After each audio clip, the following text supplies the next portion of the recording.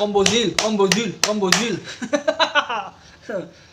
আমার সংগ্রামী সাথী ও বন্ধুগণ, আসসালামু আলাইকুম।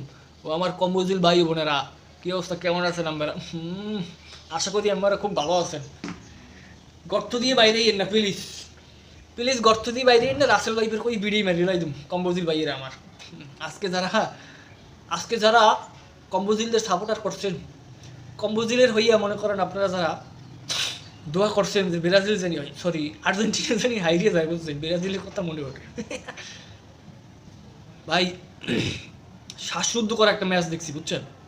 শ্বাসরুদ্ধকর ভাই, আমার প্রত্যেকটা সেকেন্ড মনে করেন বুক কাঁপছে, প্রত্যেকটা সেকেন্ড।